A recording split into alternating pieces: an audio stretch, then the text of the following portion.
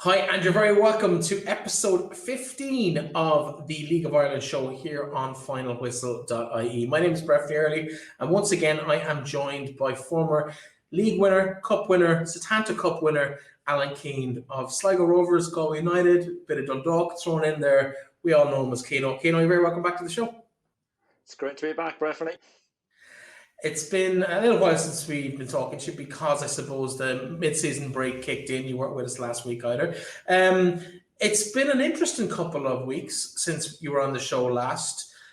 Some big surprises in terms of some of the results. Bohemians seem to have hit a rich vein of form over the weekend. We'll be talking about their games against Drogheda, their big win 5-0 on Friday night, and also their Dublin Derby success over the weekend, played on Monday night against Shamrock Rovers. So they're finding their way, creeping slowly up that league table, back to where people probably half expected them to be at the start of the season. They sit in fourth place at the moment. Your own beloved Sligo Rovers, things haven't gone quite so well for them. It's been they rescued a point, or they got a point in Derry. They were probably unlucky not to get all three in the end at the weekend, but it's been a strange season. A couple of injuries, we talked about that, maybe about how they might struggle if that was to happen. We've seen Gary Buckley falling out of the team due to injury. Robbie McCourt broke his wrist. That was announced the other day. And now Shane Blaney took a knock, I know, in the game last night as well. So some issues at centre-back maybe there as well for the club. They've dropped off the pace a little bit, still only 2 points behind the leaders, though. We might be chatting to Tim Clancy, one of the sides. Drogheda have impressed everyone this season, I think. We'll be talking to Tim Clancy later in the show as well. But we might start with a look back at the weekend's action. Where do you want to start on Friday night, Alan? I suppose we'll have to look at the Dundalk and Longford game. As we said, it's Vinny Perth is back at the helm. They finally sorted out the mess. A bit of a strange appointment. I thought that the mess might have been sorted, but apparently it was against Jim's wishes, and it was again Bill getting involved.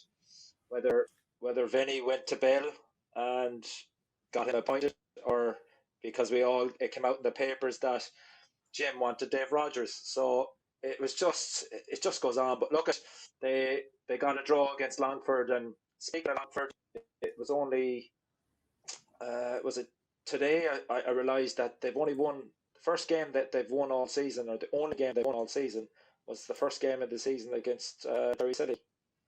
They have been competitive in a lot of those games, and they've lost 2 less than Waterford, it has to be said. But yeah, they have been winless since the opening game of the season, 16 rounds ago now. That game on Friday evening, of course, played in Oriel Park, Dundalk. Chris Shiels, we'll talk about him in a few minutes as well. He equalised after Aaron McNally opened the scoring for Longford in that game. They have been there or thereabouts. They put up some really impressive performances against the likes of Shamrock Rovers.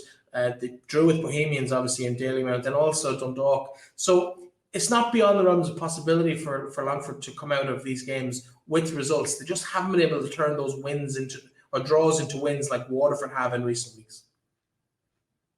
No, most definitely. We obviously had Dean on with us here just at during the mid-season break, and they know they're not silly. They know they're in a battle. But last night's result would have been a kick in the teeth to them, because it is now between themselves and Waterford, and you would be hoping that Longford would be hoping that they get to the playoff spot. Look at, as you said, Finn Harps were flying it. Now they're being pulled back into it, albeit they still have a couple of points to spare. And Longford, the funny thing about Longford is they can play the top teams and they can give them such a game, but unfortunately they don't have that quality to nick the wins that they so need. And I suppose it is frustrating for them. I've seen them a lot this year. They're a decent side. They look at you can't fault their effort. But again, it just goes down to the lack of quality.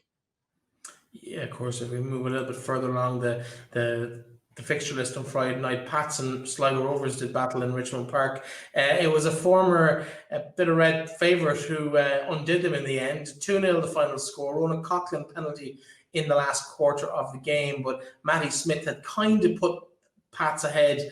Well, he didn't kind of put them ahead. He kind of settled the game, really. Once they scored in the first 10 minutes, it never really looked like Sligo were going to get back into that game. But Pats 2-0 winners, top of the league.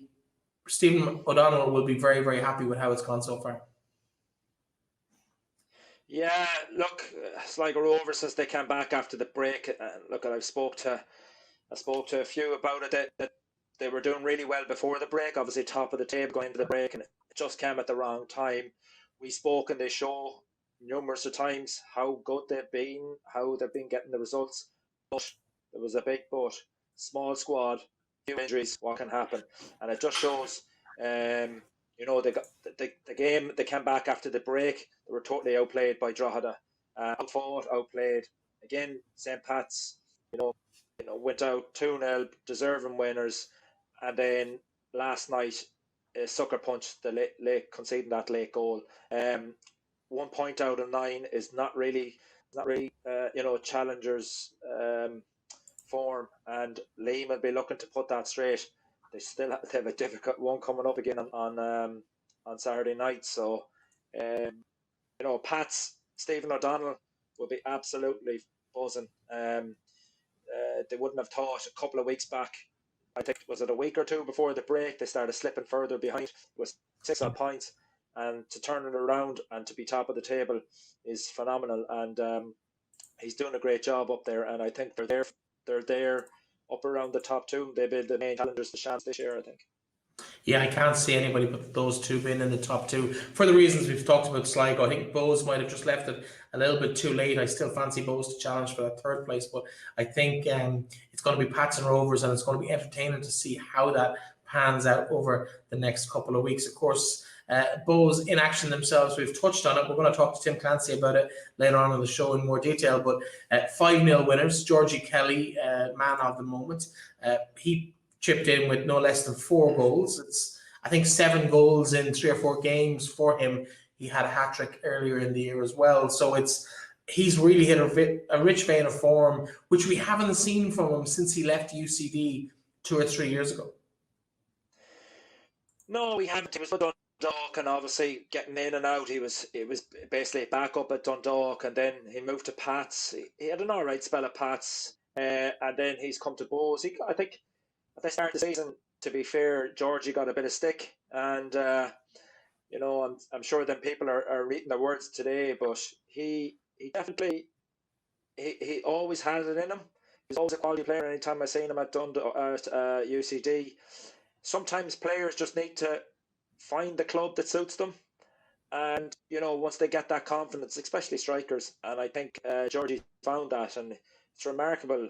4 goals on the Friday night, and he nicked one in the derby last night.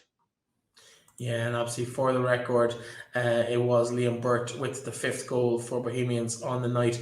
He neatly divided, just at around half time, he neatly divided the 2 strikes from Georgie Kelly in the first half and the 2 in the second half. So a nice balanced 4-goal haul for the Donegal man there. Waterford and Shamrock Rovers. Never likely to be a victory for Waterford in this instance, but when Shamrock Rovers come to town, you want to put up a good performance. 6 minutes in, they got the dream start. Eric Malloy on the score sheet put them 1-0 up.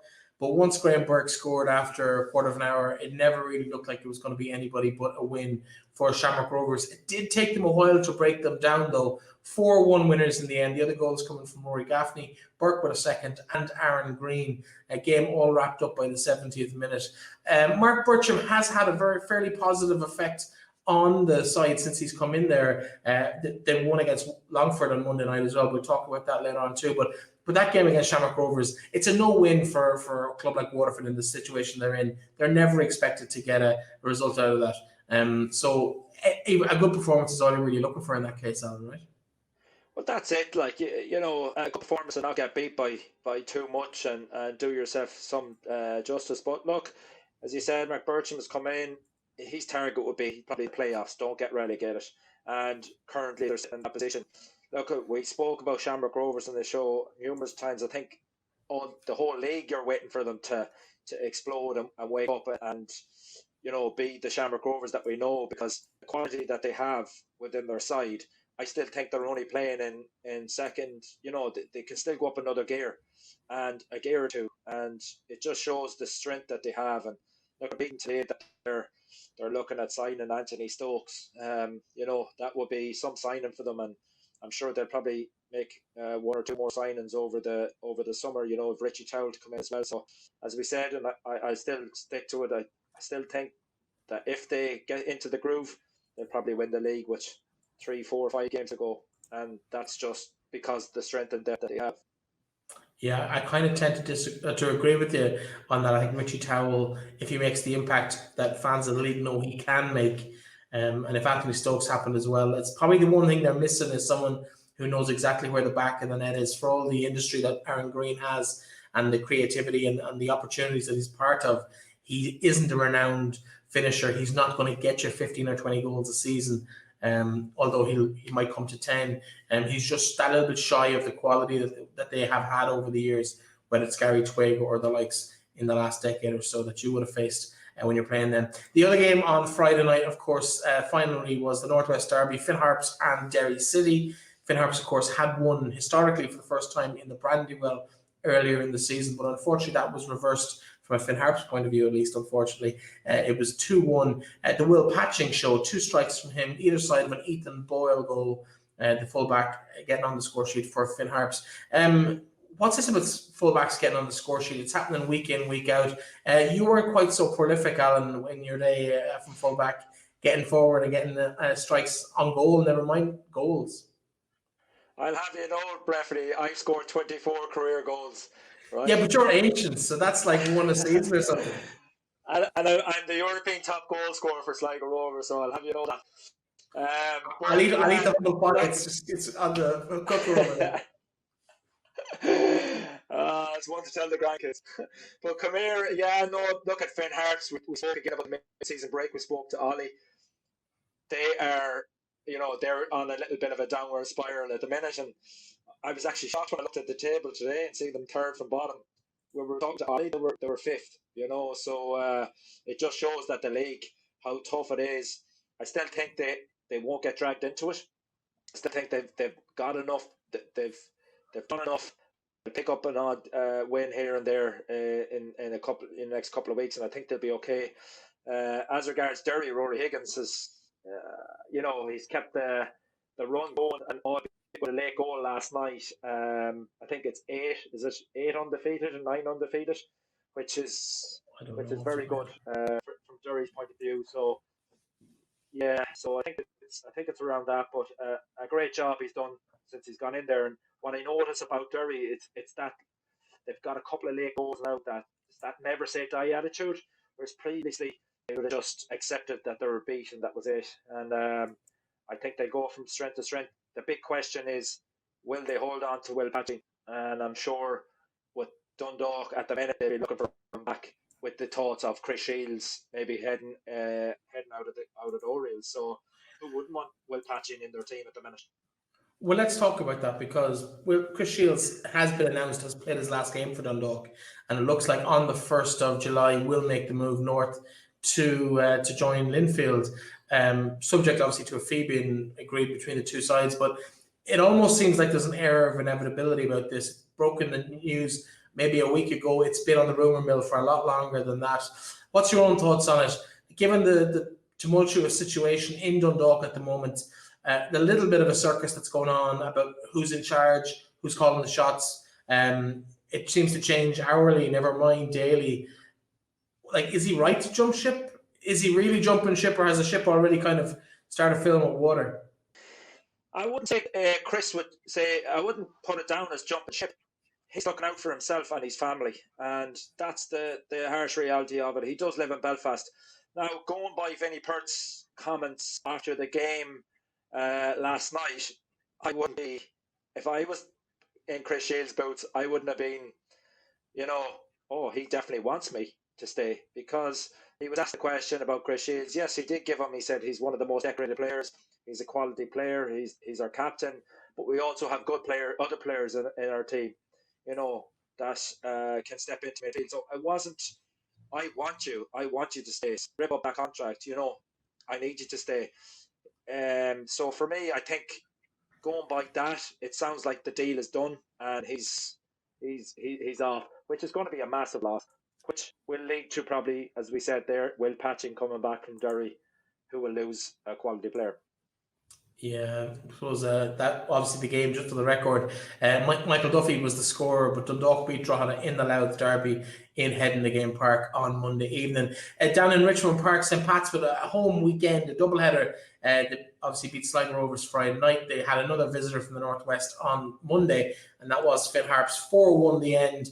We're going to hear from Tim Clancy later about how that struggle is with the part-time teams competing on weekday evenings, with games back to back, and how that's a struggle. Ollie, I suppose, and his team would have found that themselves. 4-1, the final score for St. Patrick's Athletic.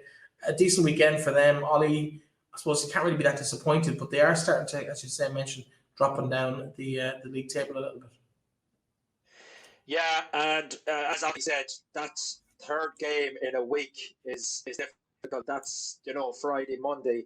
It's difficult because when you have part-time players, they go to work on a Saturday morning, whereas the full-timers are in maybe swimming pool, getting massages, getting things. So on St. Pat's view, Stephen O'Donnell would be delighted with the weekend's work, and that just shows the golfing class. And if you're a betting man, you would have betted on Pat's, because as Ollie said, and as Tim touched on it, it's so difficult for a part-time setup. Lads go working during the day. Finn Harps lads are probably working throughout the day, had to probably finish it at whatever time, 12 in the day or something, ahead to Dublin. Whereas the St. Pat's lads would probably be in bed, so resting. That's the difference. People go on about what's the difference of part-time and full-time football. The full-time football, you get more rest. You're resting more. You come home from training. When we're full-time here in Sligo, you come home from training 1 o'clock, 1:30. You go to bed for the afternoon to rest up. You get up, have dinner. You're getting your foods in. When I was playing part-time at Galway, you're finishing work at 5 o'clock and you're rushing to training, and you're trying to grab food and you're grabbing, quick sambos and stuff. So I presume it's the same. It's the same in terms of likes of Finn Harps and the likes of Droghedas, and these teams are part-time, and it is difficult. And you feel sorry for them, especially with the games being crammed in. It's not really fair on them. It's just putting the gap between the full-time and the part-time a lot bigger. Yeah, of course, it's always difficult. And you're talking about the decisions you make around nutrition. You're making them out of necessity because it's the only option between work and thing, unless you have the whole thing prepared yourself. And when you've got full-time work and effectively full-time commitment to a football team, you don't really have the time to spend preparing that sort of stuff and making sure you have the ingredients in the house, and organization, I suppose, comes into it. And the one thing we know about the age profile, 20 to 23 or 4-year-old lads that permeate through this league, is they're not exactly the most organized people in the world if you're picking somebody. There was a couple of other games played on Monday night, of course, as well. Waterford had a very important victory in Bishopsgate in Longford, 2-1 win there. It looked like Longford might challenge. They equalised an early goal for Waterford, but it wasn't to be, and it ended up Waterford taking all 3 points there.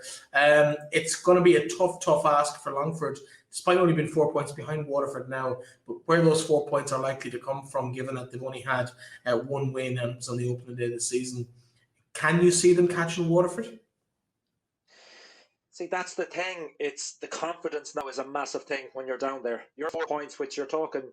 You need Waterford to drop, 2 games basically, and you win 2 games to get above them. And it's when you're down there, when you're looking up and you see maybe Waterford might nick a draw here and there, the further and further you get away, it's the confidence. And unfortunately, you are down there for a reason. You win 1 game all season so to date.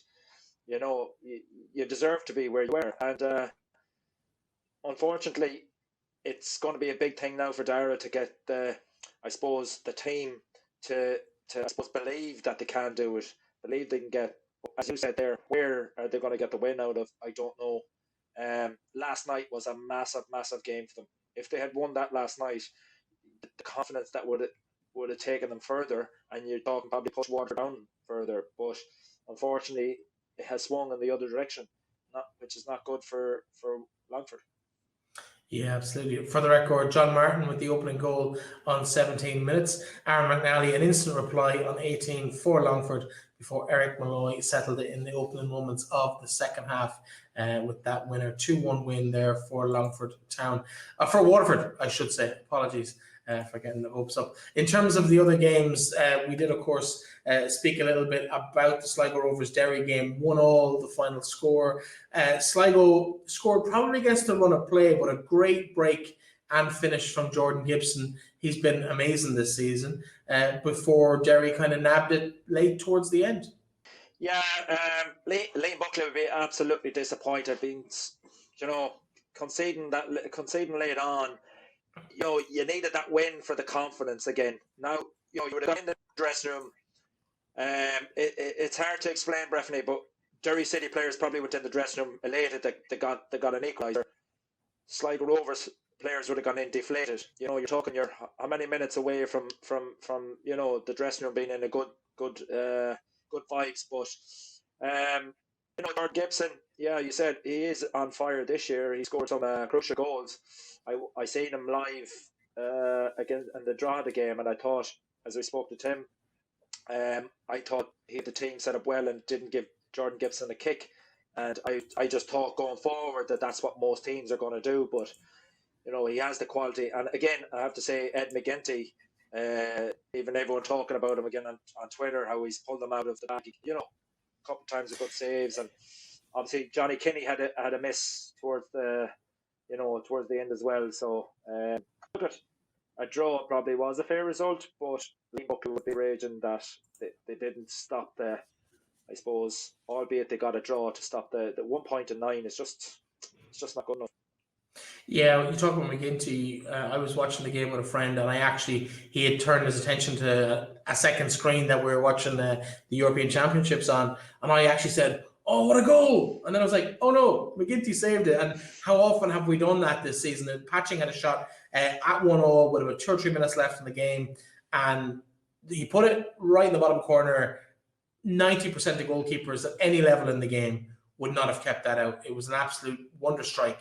And then all of a sudden, McGinty gets down, strong hand on it, and it's thread over. And we've seen that so often. I know it happened up in Finn Park, and he's probably been the main reason in terms of why Sligo are doing as well as they are. John Mahon has also been very impressive. And of course, Greg Bulger has been getting plaudits all over the place, as well as Gibson's couple of goals at the other end. But I think those four have been key to Sligo's success this year. And I think, like, we look at the loss of Gary Buckley, you can only see how much they've dropped off when Buckley's left.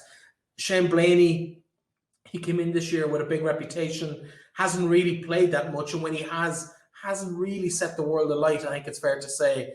There was a bit of a calamitous moment in the game last night where he knocked the ball out of, now it was kind of accidentally, might have been pushed into McGinty, but between the two of them, the ball slipped out of McGinty's grasp when he collided with Blaney. And it's one of those things where you're kind of like, oh, that's where other teams are conceding goals. Sligo got away with it. But if their luck turns and pick up another couple of injuries, there's such a threadbare squad. I'd really worry for them in Europe in particular. Yeah, no, definitely. Like Shane Blaney is a difficult one. He came in against Drogheda, and I thought he probably was I wouldn't say at fault for the 2 goals, but his positioning caught him out. Not taking anything away from that strike from Chris Lang that night. But yeah, last night, look at it, was the deflection, the big empty in the end. But I thought, like, Walter should have closed the man down fairly quicker. And I think you could probably see Greg Bulger running over towards him when the ball had gone in, probably screaming at him, "Why haven't you closed the ball down?" You're talking, you're in the dying minute, you're in the last few minutes of the game. Sprint over, throw your whole body on the line. Instead, allowed to get a strike, deflected across. A silly, sloppy goal to concede, but as we said, injuries are going to be costly. Rovers are going to have to get players and bodies in soon. A big striker, I think they need a fielder. And we thought they had loads of defenders, but they're struggling now in them areas. So, yeah, they signed 3 or 4 central defenders. They signed 3 or 4 central defenders at the start of the season, and now they can't seem to find 2. In terms of that, I just thought there was one incident late in the game where Akintunde came in and challenged a ball that should have been Blaney's the entire game, and he just got pushed off very easily on the edge of his own box, and McGinty saved everyone's blushes with a great save, but just that didn't look great, in terms of that. I think he has shown some bright spots. He's also been on the score sheet, which of course does help as well on the other end. In terms of that, that's the roundup of the games from the weekend in total. With one exception, and that of course is probably the biggest game of the season, domestically at least. It generates the most interest. That's the Dublin Derby, Bohs and Shamrock Rovers in Dalymount last night. 1-0. I think most people fancied Rovers to win this one, but it didn't end up like that. A late Georgie Kelly strike gave all 3 points to Bohs, and they kind of continue their resurgence. Yeah, I actually would have fancied, I know Bohs are in a bit of form, but I would have fancied Shams to win this because they were 10 points clear of Bohs, so that would have really eliminated Bohs out of any title challenge. Now they've given them a little bit of hope. I think it's brought back 7 points now, so that's what we're talking about. Shams, they blow hot and cold, albeit a Dublin Derby. Look, we've seen it in the last couple of years where Bohs have been flying with Shams, where Bohs were winning the games when Shams were flying in the league, and then vice versa the last couple of years. But Georgie Kelly again finding a great finish, great turn, into the one corner, and I suppose as Derby's goal, he'd be the hero up there for a while. But as I said, Shams, I thought, possibly should have won the game and said, put out a stamp and saying, that's it, Bohs, you're gone. Next up for the challenge, So Bohs are flying in at the minute. Keane Long has probably happy that the break came when it came and has the back. I think how many have they scored now since they've come back? So they face a trip to Sligo on Saturday night. So that will be an interesting one. Yeah, I was going to try and check here off screen, but I don't have the time to look it up before we get onto it. We might just jump straight into the First Division roundup of the weekend. We'll quickly give you the scores in the 5 games. In terms of those games, Cove Ramblers and Treaty played on Saturday evening. That was a 2-0 victory for Treaty United. Galway United, they beat Cabinteely 1-0 on Friday, while Cork City, they finally kind of picked up a few points, 2-0 away to Athlone Town. Shells won again in Wexford, fantastic result for them, while Bray Wanderers, they opened up a 4-0 victory against UCD. Somewhat of a surprise there. Any of those games strike you as, because Athlone had been in fine form up to that, Cork less so. Some big surprises over the weekend in the First Division. Yeah, and I suppose over the weekend there has been surprises, but Treaty, are they ever going to stop? They're absolutely flying it. Second in the table. I suppose there's no point us talking about Shells anymore because we might just give them the title. So I'm more interested in the playoff spots. But I suppose Galway United got a good win. They're in the playoff spots, but I was surprised. I thought Athlone would be Cork, but now Cork seem to be coming into getting back to Cork that we kind of, I suppose, associate with.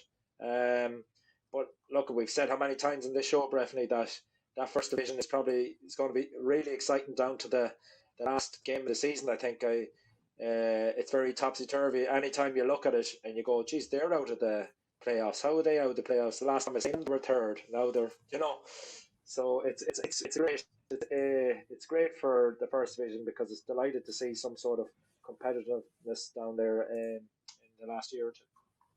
Yeah, I just did a quick count. It's 15 goals in 5 games for Bohemians. That's an impressive tally by any stretch, especially considering how many of them were against top sides. Shamrock Rovers in those results, also Dundalk in there too. So plenty of big scalps as they progress up that table.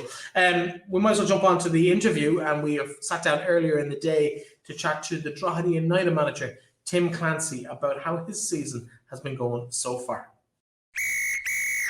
Now, one of the teams we've talked about plenty on the show this year in terms of their bright start to the season is last year's First Division champions, Drogheda United. Their manager joins us now. Tim Clancy, you're very welcome to the programme.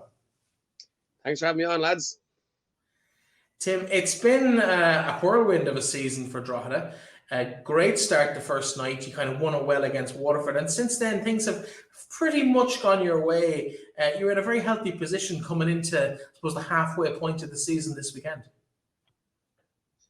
Yeah, obviously the concern when you get promoted division is staying in the league for the first time up in the Premier Division, and we put ourselves in a good position now where we're probably a bit ahead of where we thought we'd be and we planned to be. But listen, we were quite confident with the young lads in the squad that we have, good young players, and then being able to bring in the little bit of experience that we have to sort of help them along and in the difficult periods and difficult games that we've experienced. That I think the lads that have the experience in being in the Premier Division, they can guide the young lads along. And I suppose the last two games we've had against Bows and beat 5-0 on Friday and then losing last night to Dundalk 1-0.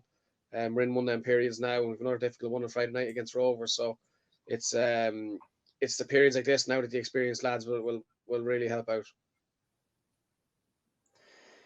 And Tim, you spoke there about your getting the experienced lads in with you. And I've seen you last year a couple of times. I thought you have the team playing. We spoke to Conor Hoey at the start of the season. I said you had the team playing really good football. You added like Dane Massey. You had who else have you got? Ronan Murray. You've got that experience with a good blend of young lads. But I spoke to Dane there. I think it was after the Sligo Rovers game. You absolutely, I thought you were superb that night. But it's consistency is your problem. Would that be an issue for you? Say, like, frustrating for you as a manager. You've had such a good performance, and then go to Friday, you get beat 5-0. Would that be a thing for you with consistency, especially with having a lot of young lads? Yeah, consistently we haven't been too bad. Previously, I think the games that we struggled in were the third game in a week. Must be in part time, and a lot of lads will have jobs. And Chrissy Lyons is out as a postman. He's out at 5 o'clock in the morning, and he finishes at maybe 1 or 2 in the day, and he gets home and has a little bit of rest. And you're expecting him to put a shift in against the best players in the country. And that was a sort of a stumbling block in the first period of games. And then obviously on Friday night against Bows, listen, they were just a lot better than us. Their movement, the legs they had in the middle of the pitch, Georgie Kelly was on fire up top.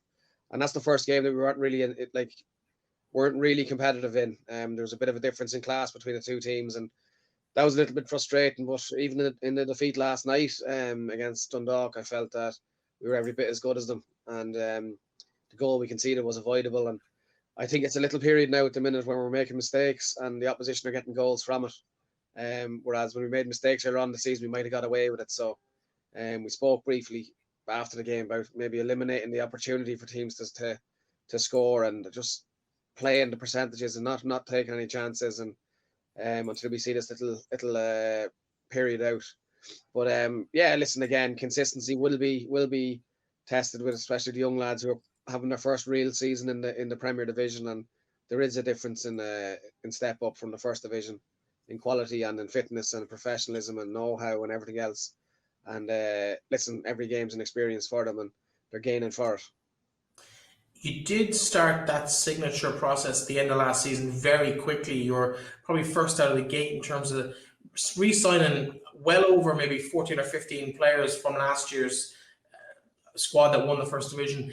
Traditionally, that hasn't ended well for clubs, but you put a lot of faith in that core of that team, and then you brought in a couple of those extra guys. I know Alan mentioned the likes of Dane Massey and Ronan Murray, but there's also Colin McCabe has been in there, although he hasn't been in the team recently. And then you've also got Gary Deegan in centre midfield. You really have brought in maybe 4 or 5 really specific players, Darren Murphy as well, who've come in to add that little bit of steel to what was a decent side last year. How confident were you when you were going through that and re-signing a lot of players from last season with just that first division experience that they would be able to step up to the mark? Yeah, well, the ones that we sort of re-signed, and it's not by default, it's by design. Over the last 3 previous seasons, myself and Kev have sat down and we've looked at the makeup of the squad. And listen, if you had looked at us maybe 3 years ago, there would have been lads all different shapes and sizes and fitness levels. And now by the end of last season, the majority of the lads that are playing every week were athletes, and you need that. A lot of the lads, like, I know they're young and they're inexperienced in the Premier Division, but Mark Doyle and Conor Keane have played 120 odd games for the club now at this stage. Jimmy Brown's playing every week as well, and very fit. And listen, we recruited Dan O'Reilly as well, who's got experience in the Premier Division. But a lot of the lads are personal trainers and have got sort of jobs in the fitness industry as well, where they look after their bodies. And that's something that we consciously looked at is the fitness levels. And we were quite confident then because we knew they were quite mobile and fit and honest and also talented as well. And they knew how me and Kev want us to play. So we're signing back a lot of them. Probably less of an issue because they knew how we wanted to play and they were used to our system. And then bringing in the experienced lads, like as you mentioned there, you've Dane at the back, you've Dan O'Reilly who's got a bit of experience. We brought in Diga, Dara Markey, we brought in Dinny Corcoran, brought in a good few like Holly McCabe as you mentioned as well. So and a lot of the lads we brought in are the ones that with a lot of experience as well. And listen, because they have the experience, they're used to adapting to different formations and styles of play and systems, and that's why it's probably been a little bit of a easier transition than if we had to recruit a lot of good young players. And coming into the start of the year, obviously, you as a player before, you probably secretly had, you're not just coming into the Premier League just to fight relegation, because you could see the way you set up your teams, the way you had them playing. But was that the main thing for Drogheda, is just consolidate yourselves back in the Premier Division and then take it from there? Because, as I said, you've taken off really, really well, but you look at Finn Harps now, how quickly that can change within the league and how, because the league is so small. Yeah, that's it, Keane. You know yourself that there's a lot of teams in the league that can beat each other, and I think it's a weird league this year. I was talking to Russell today, actually, funny enough, John Russell, and he was saying it is a mad league that teams are going on runs and then they'll have a little bad patch and then another team will fly forward with a run. And that was probably us there when we beat Sligo. We won 5 out of 6, and then we come up against Bows, who had a really poor start to the season in Bows standards, and now it looks like they're humming along nicely now. So they seem to be in a bit of a patch now, and obviously ourselves and Finn Harp started the season really well, and it looks now that like Waterford will turn the corner. They've won 2 of the last 3 and 2 great results, and it's one of them leagues that a lot of teams can beat each other. And even though when we got promoted, the aim obviously was to stay in the division, and I think we just put a marker out to try and being competitive in every single game. And up until Friday night there out in Dalymount, we were. And even last night, losing 1-0, we were still competitive. And right until the last kick of the ball in the 4th minute of injury time, we're still trying to score. So that's it. And that's sort of what the target was. And people might have got ahead of themselves then when they seen that we were sitting in 4th place at the break. And listen, I knew that Bows were underachieving, and I knew that Derry obviously changed manager, and Rory's gone in there. And listen, he's turned the corner. They were bottom of the league when he went in, I think it was, 7 points, and now they're 22 points, and they're, 16 or 14 points ahead of the bottom of the league. So it shows the turnaround that Higgy's had up there.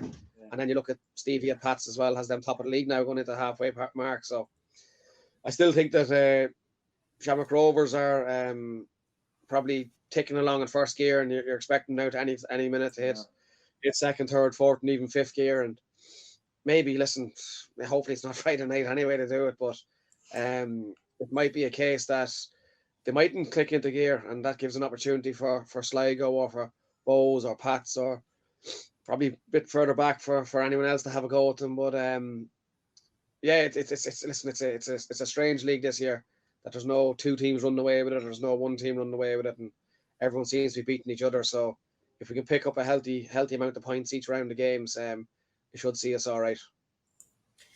Do the woes at Waterford and Longford over the half of the season that's been played so far make it a little bit easier? The fact that you have that bit of a gap back to that relegation zone, 15 or 16 points back to Waterford, another 4 or 5 back to Longford. Can you start looking at those kind of positions, maybe 3rd or 4th place as dreamland situations, or are you still maybe that one eye on making sure you don't get sucked back in, like Alan said, Harps kind of have a little bit? Yeah, I think like, listen, you used the phrase there, dreamland. I think that if we finished anywhere near a European place, it'd be madness from where we're at. And again, it's a small squad that we have. Most teams are probably looking to strengthen in the window here, and if we can get 1 player in, it'll be an achievement for us. It's very hard at the position we're in because you'd love to kick on. But I think for us to improve our squad, we probably have to take a player from one of the full-time teams, and very, very few players that are doing well will leave full-time football to go part-time, unless they're at an end of their career where they're starting to think of retirement and post-football, or else they're a young lad looking for an opportunity. So that's sort of the club where Drogheda are at the minute. So for us, like, listen, we're looking at staying up, and then at the end of each round of the games, we'll have a look going, right, where are we and what can we achieve next round of games, and then it'll go into the last 9 games of the season, and that's when you'll start to battle it out for where you'll probably finish. But until we get to game 27 or so, we won't be looking higher. We'll be looking lower, more or less. And Tim, for yourself personally, stepping away from, I suppose, the football management, you're still relatively young. When you look within the league, you've Bradley, Stevie O'Donnell, yourself, all these young, and Rory Higgins, to an extent, you're all young up-and-coming coaches. Did you find that difficult, that transition? We spoke to Stevie, and when you went to train and you still want to be part of it, but you're on the other side. Did you find that difficult, or how was it smooth enough for you? Yeah, because I went into the first division, and I think they wanted me to go in as a player manager first, and I didn't want to do that. I wanted to separate myself completely from it. I dip in and out, and if there's an odd number in training, but the competitive side, he gets ignited again, and you sort of might think, maybe I'll play, but I don't think you can do both. But I have sort of separated that now, and listen, I've had a lot different approach than what Higgy's been thrown in the deep end of Derry, and Stevie's gone straight into a big job, and Stephen Bradley took over at Rovers, which is a huge club in the country. So I'm a little bit different, where I got to cut my teeth in the first division, where you go unnoticed and you can make mistakes and get the experience. And again, I don't know how many games we're under our belt now, but I think we're well over 100 now, myself and Kev have at Drogheda. So I've had a good period of time there to make mistakes and learn and get results. And I've had a good chairman there as well, that understands the process, that it's not going to be overnight, and to sustain something for the club, it's not going to be fire money at it. It's literally the model we have at the minute is try and get the best young players that we can and develop them, and then if they get bought or go on to bigger and better things, so be it. It won't put the club in jeopardy going forward. And the transition from playing then is, listen, I still do miss it every now and again. That's going away each time I see how fit teams are now and how quick strikers and wingers are. So, but the games where tackles are flying in and it's heated and there's very little in it, they're the ones that you still get up for. And it's a different sort of enjoyment you get in management. It's the pressure, the intensity, you don't get a minute to think, and then when the final whistle goes and you've got to win, it's just absolute joy. But that's gone as soon as the team talk and the debrief after the game is finished. You start thinking about the next game, and the players will go home in the bus and they'll enjoy it and whatnot, but we have to straight away plan for the next game. And the highs last very short times, and the lows sort of hang around for a bit longer, and that's more or less what management is. Tim, you talked about the kind of the getting the ground in under you in the first division for a couple of seasons. In terms of, I suppose, that relationship with the chairman and the relationship with the club board, how important is it to know you have their support as a manager? Because I would imagine it's very difficult going into a job if you know that maybe people out gunning for you as well. And we hear about it in clubs left, right, and centre. Fans turn on the manager's back. It's happened against your opponents last night, where the last 2 or 3 incumbents in that position have been almost forced out of the job. The fact that you have the support of the fans, the support of the board, and they understand the process of rebuilding a club, how much, not that it's a simple job, but how much easier does it make that job that you have to turn around the fortunes of a club like Drogheda and bring them back to the middle to the top of the top tier in the country again? Yeah, well, that was the task when we took over, and the budget was cut when we went down to the first division, and there was ambition to go back up, but they said that the club wasn't in a position to probably go back up and compete. So there was a longer plan there, and once the vision from the board and the chairman and the management and the players is all the same, and it's not disconnected, where one thinks they should be doing this and the other thinks they should be doing that. I think that's vital, and everyone at Drogheda is sort of, we know exactly what we're capable of, and what the goals we are that we've set, and once that doesn't get diluted, and you don't get sort of a disconnection in regards to the chairman wants this, and we might think, no, we're not capable of that, or vice versa, or we think that we should be pushing on, and the club are financially not able to invest more. And once everyone's reading off the same hymn sheet, it's more or less a healthy relationship, and that's what we have at Drogheda. Myself and Kevin, the players, have a very close relationship, and it's very close as well to a lot of the board members, and the fans that we have are very, very supportive as well. And I think they understand the situation, that we're not a Dundalk where we're throwing a couple of million at it a year, and players on huge wages and whatnot. So what they're seeing is every one of our players give everything they possibly can, and it's and that's sort of pleasing for them, and it's obviously pleasing for us to have the backing as well. Yeah, there was. I seen on Twitter, Tim, a couple of Drogheda fans were getting a bit worried when the Dundalk position became available, and I think a lot of people were saying that they should go for you, and you're only down the road, and it would be great for an up-and-coming manager. But I'm sure they were delighted when Vinny Perth got the job, that they knew that you were staying. But it would definitely be a position that I thought that they would have gone for you, with the performance that you have put in. But I suppose a relief for all the Drogheda fans up there.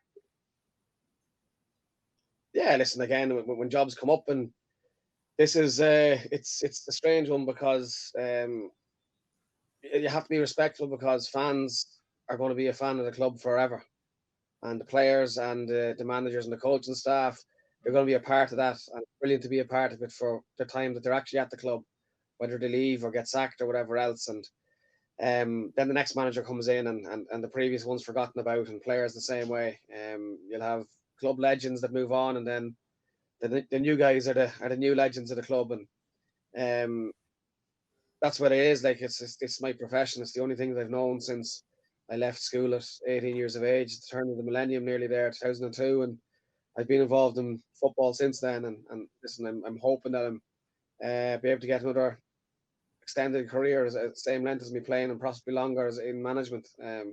So when opportunities do come up, whether it be at Drogheda, hopefully we can put structures in place, because there is plans to go full time, and once it's done at a slow pace and we don't jump into it, that we make a mess of it, then it'll be brilliant to develop the club and keep going. And otherwise, if opportunities came up abroad or whatever else, it's definitely something that I'd look at, because it's what I've known, as I said, since I was 18, since I left school, and that's the industry I'm involved in, and I know how cutthroat it is. So if opportunities do come up, I'll certainly look at them, but it'll have to be a decent and the right one to get me away from the job I'm in, because we love it here at Drogheda, and the relationship with, as you said, with the board is brilliant, and got a great group of players, and the fans are right behind us. And success for us mightn't be the same success that it'll be for Shamrock Rovers or Dundalk or Pats, but we'd like to build on it, and each year then take a step closer to them teams. And if we can keep doing that, then I'd be delighted to stay.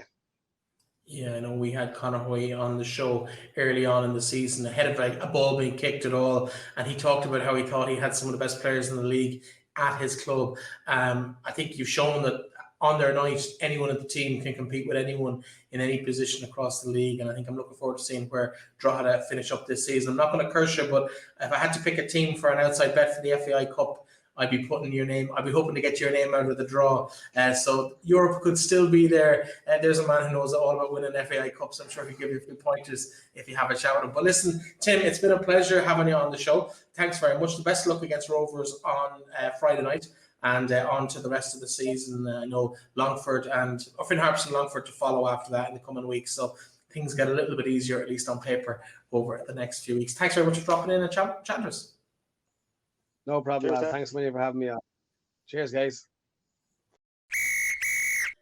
I actually really enjoyed that interview, Alan. Tim Clancy, he's had a whirlwind couple of years at Drogheda. They steadied the ship. They brought them back up last year, and they really have been impressive this season.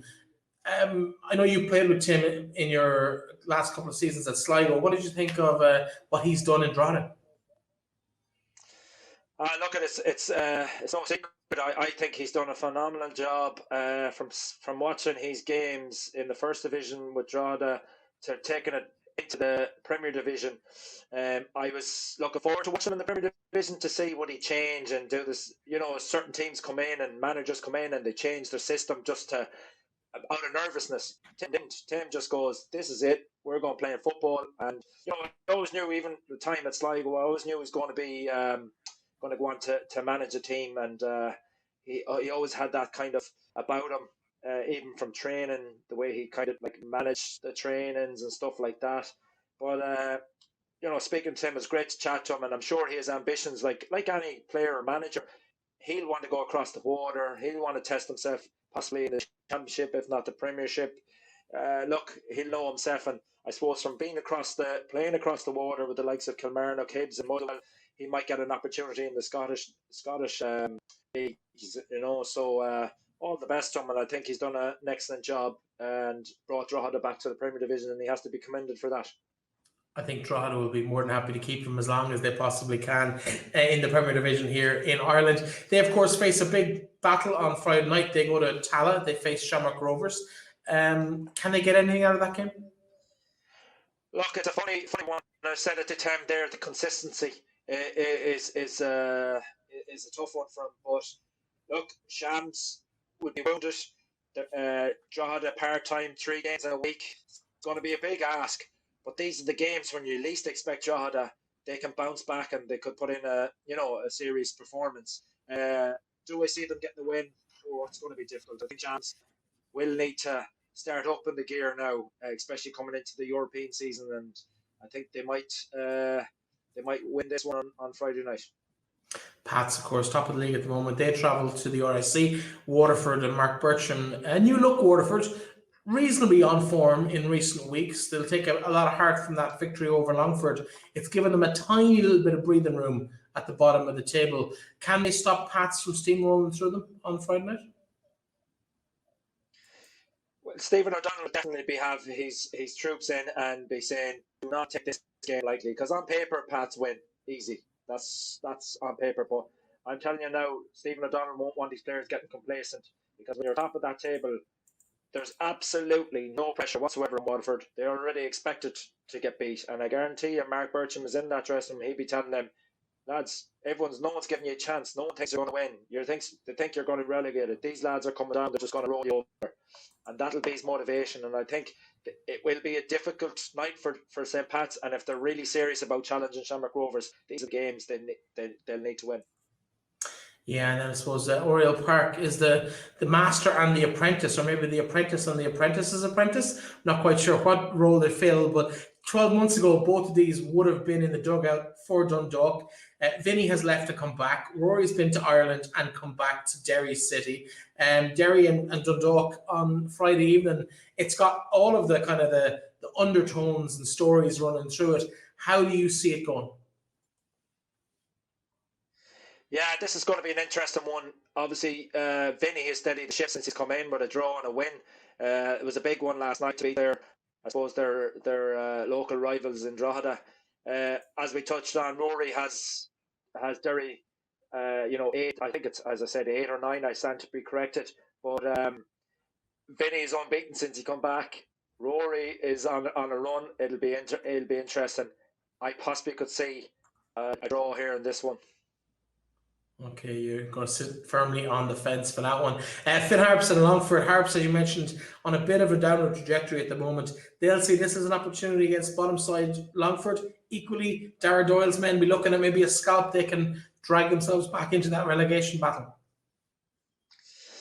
Yeah, definitely. Finn Harps will look at this to not only it won't be easy, because we know how Doug and how determined the likes of Longford are. But the reason it's a massive one for both sides is if the Hearts can win, they pull themselves clear of that automatic top zone. And for Longford, if they lose, it's just another team gone further away from them. So it's a massive, massive game, and one that I see Finn Harps, with the experience that they have from being in the Premier Division and from being in situations like this, I think Finn Harps will have too much for Longford. The confidence in the camp is not great. Yeah, in fact, I'm just checking here. Derry have only lost, I think, once since that game against Shamrock Rovers back in April, and since Roy took over, once, and that's against Finn Harps in that game a couple of weeks ago. That first win for Finn Harps in the Brandon. I hadn't actually realised they were on that kind of run. So it's one defeat in maybe 12 or 13 games. So yeah, no reason why they can't continue to build on that. I think the league table has always been a little bit low for them. They've always been better than what the league table would suggest this season. The final game of the weekend, of course, though, does come in the Showgrounds, and that's Sligo Rovers and Bohemians. Bohemians on that crest of a wave. Sligo Rovers, they really do need to pull out a performance here and get a result to stop that potential slide, because if they lose on Saturday evening, it leaves them just 2 points ahead of Bows, with everybody else closing in behind them as well. A win could put them back atop of the table. See, that's why I'm really looking forward to this game, because it's, again, and the league, in fairness, all year has been like that. If Bows win, they go close the gap to 2 points. You look a couple of weeks ago, Sligo Rovers were way ahead of them, and I thought, like, they're not, you can't get caught.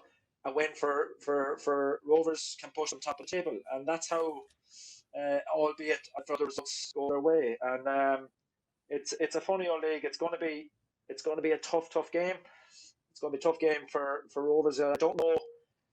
It'll be all interesting to see on the team news who's fit, but it's awful hard with the form that they're in to look past Bows for this one.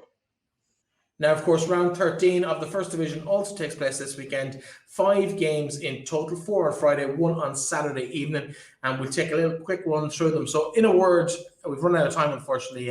Apologies to fans of the First Division. We will get a bit more focus in the coming weeks. But Alan, we might run through this as quickly as we can. So in a word, Athlone versus Bray, how do you think that game's going to go? I think Athlone will win this one. Shells and Cork City, always a mouth-watering tie. Bit of a difference this year. Both teams at different ends of the table. Shells, for me, I just think they're on a roll. This might have been different a couple of months ago, but Cabinteely and UCD, how do you think that's going to play out? Yeah, it's a bit interesting. But I think UCD, Cabinteely a bit of form, but I think UCD, will nick it. I'm interested on that one, because I think UCD up to about 4 or 5 weeks ago were on fire, and now they can't seem to buy a goal, never mind a win, without really changing the personnel. Have we entered that June period when UCD struggle, or maybe our players looking at that transfer window, come to the end of their college careers, maybe looking at alternatives?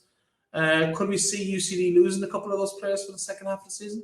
Yeah, I think exams might be over now, so they might have a bit of a stress-free time, and it'll be gone, like playing a game of football. But as you said, some of them are probably looking for moves. But yeah, I think UCD, they're inconsistent at times, but when they do turn it on, they're very good. Yeah, they're very, very impressive. Of course, the battle out west, Treaty United and Galway United. There's a couple of players who know each other very well involved in this. It's going to be an interesting battle, but Treaty have been the surprise package of the First Division this year. And really, I think it's going to be probably the game of the weekend in the First Division. Yeah, I think this is definitely going to be the game. And, as you said, Treaty, we said earlier that Treaty are absolutely flying it, and this is going to be really difficult with Galway. They are in a bit of form, but again, you don't know what you're getting with them. So for me, I think Treaty are just on form. I think Treaty could just nick this one by a single goal.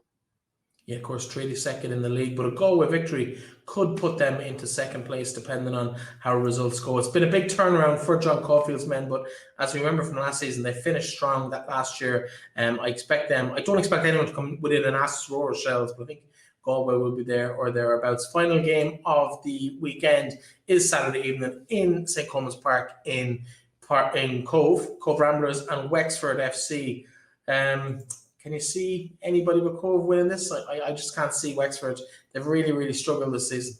Yeah, Wexford really have. It's a shame, but look, as we said before, it's difficult, down where you are in Wexford to get players in, but it's hard to see anything past a Cove win in this one.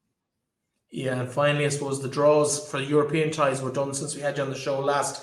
Your own 2 former clubs, I suppose we might chat about. Sligo Rovers, they face a trip to Iceland, so do Bohemians, and Dundalk got what would seem to be a relatively straightforward tie away in Wales. Thoughts on the draw? Nice to be playing that level of opposition rather than the mid-European leagues. Yeah, because you're obviously you give yourself a bit of a chance in this, I suppose, with the conference. But I think it's a really difficult one for Sligo Rovers. I really can't see them getting through the round. Bohemians, it's going to be tough. They're tough sides. The Iceland, Dundalk. Who knows? Say 2-3 years ago, we probably said Dundalk would have steamrolled, going to Wales and winning easy enough. Shamrock Rovers, I think they got the best, the luck of the draw, because if they lose, they get a bye into the third round of the Europa League. So for them, I think the draw worked out wonders. For Bowls and Sligo Rovers, I said it, I tweeted, could they share a plane to share the costs? But I'm not sure if that's viable. But they both play on the same night in Iceland, and I think it wouldn't be a bad idea. I'd love to see who's in charge of seat allocations on that particular charter if that ever did come to pass. Not the worst idea at all. But Alan Keane, we've run out of time. We're way over time. But how good was Tim Clancy this evening? Thanks so much to Tim for joining us. Alan, as always, pleasure to have you with us this week. And we'll be chatting to you again in 2 weeks' time. Cheers, Breifne. Chat to you then.